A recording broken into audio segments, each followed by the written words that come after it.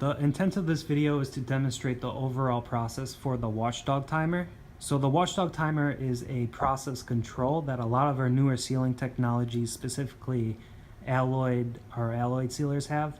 And this is to prevent the risk of spotty seals during manufacturing process. So during the manufacturing process, you have times where you go to break, there's a changeover, there's a line down where it's an extended period of time where you haven't used or dry cycled the sealer. And during those long times, the lower rubber gasket on the bottom can cool off. And then if you were to seal normal production without, going an hour and a half and so on, without running the sealer, there can be spotty seals. So typically manufacturing has an SOP to dry cycle it, but it's not a process control. So the watchdog timer is a process control to prevent or to dry cycle the machine after an extended period of time. So here, some of the equipment you need a PLC box, and HMI. We have Allen Bradley in this case, with an RFID reader. It doesn't have to be Allen Bradley. It can be a HMI that one of your local vendors have, and that goes for the PLC as well. So you have the Ethernet cord plugging into the PLC as well as some of the other wiring. Here you have sensors on the bottom. So we have one sensor here that's going up, and then another sensor back there. So we have two sensors, and that's specific to the cavities. So we have two cavities with two sensors, and the sensors are looking up from those circle holes right there. And again, it can be one sensor if you have one cavity, four sensors if you have four. It's dependent on the cavities. And those sensors detect if there's product in the cavity or not, and I can demonstrate that right now. So here is the HMI for the Allen Bradley. So if I were to log in, so navigate, machine setup, service time, and takt time. So I have my service time at 45 seconds. So that means after 45 seconds, it'll go into service mode and ask me to dry cycle 2 times.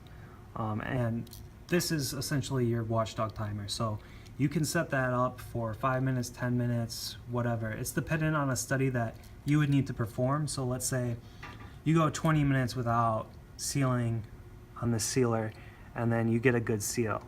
But if you go 30 minutes without sealing, and then you do, and you get a bad seal or a spotty seal, then that tells me that in between 20 and 30 minutes, I need to set my watchdog timer. So I would probably do 20 minutes in this case.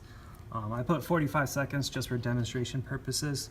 So this is where you can set up your timing. Return. So I haven't run it in a couple minutes, so it's asking me to do a dry cycle. So here, I'll run it through a couple times.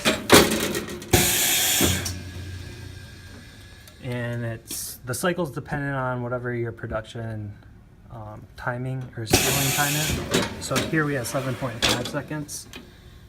And now, so it's running, it'll ask me for one more cycle. So let's say you get back, or an operator gets back from break after 30 minutes, and your watchdog timer is set up for 20 minutes. So now, they didn't do any dry cycle and they're just ready to run production. So if they put the blisters with the lids on and then try and cycle it, it won't seal, and you'll get an error. So it'll say machine not ready, please wait. And that's essentially what those sensors on the bottom are looking at, if there's product or not in those cavities.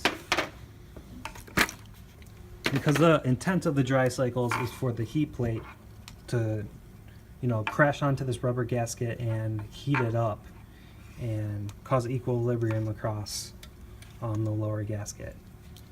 And then when you run production, you should get good seals. So it didn't seal there. I'll do another dry cycle. And now it seals because those sensors are detecting that there's no product and that it's good to go.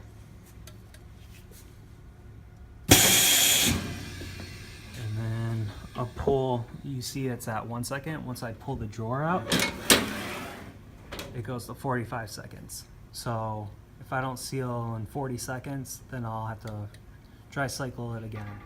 So here, let me just, now that I did my 2 dry cycles, I can run my normal production because the lower heat plate is warm and I shouldn't get spotty sealed now that my lower heat plate is warm and it's ready to go. So now I reset again. So now I can keep sealing all I want, and if I go for a break and I come back, then I have to dry cycle over again.